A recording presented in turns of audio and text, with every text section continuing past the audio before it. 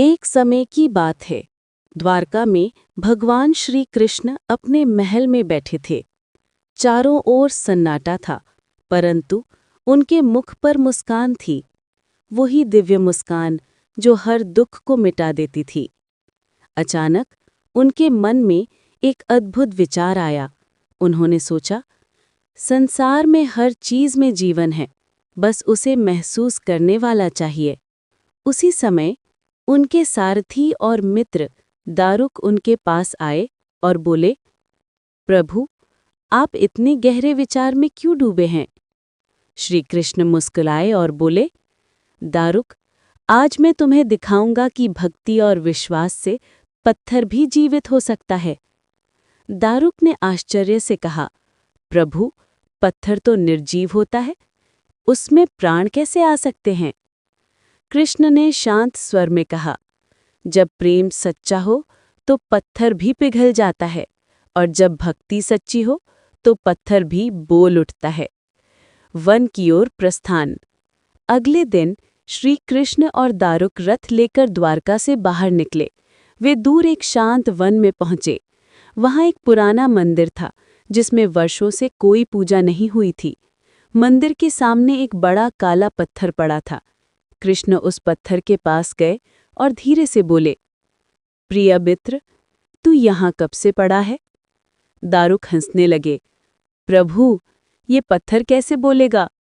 कृष्ण मुस्कुराए और बोले, तू देख, जब प्रेम से बात की जाती है तो हर चीज उत्तर देती है।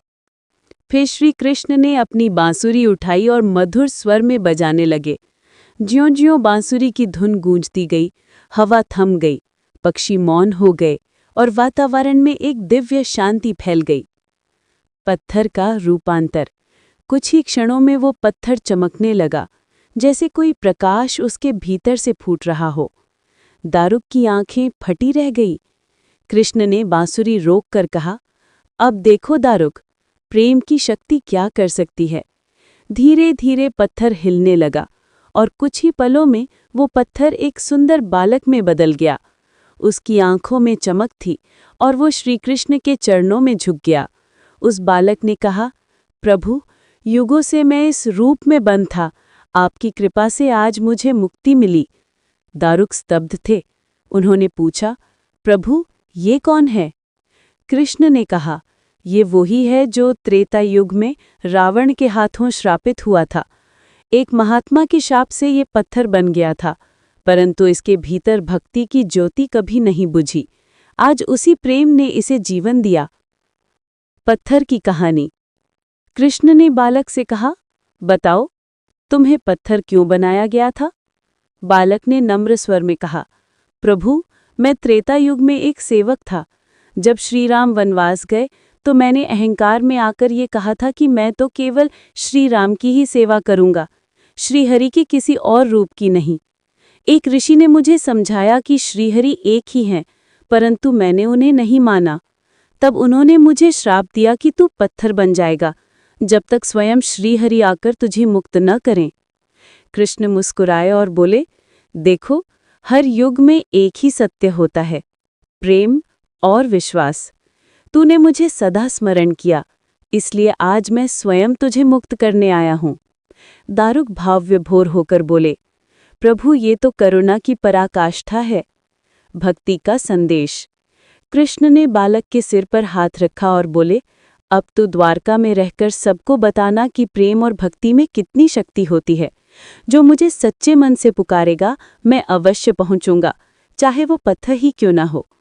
बालक ने आंसुओं से कहा, प्रभु, आज मैंने जान लिया कि भगवान केवल मंदिरों में नहीं, हर हृदय में है। कृष्ण ने कहा, हाँ, जब हृदय निर्मल होता है तो वही मंदिर बन जाता है, और जब मन प्रेम से भर जाता है तो वही भक्ति होती है। द्वारका में चमत्कार।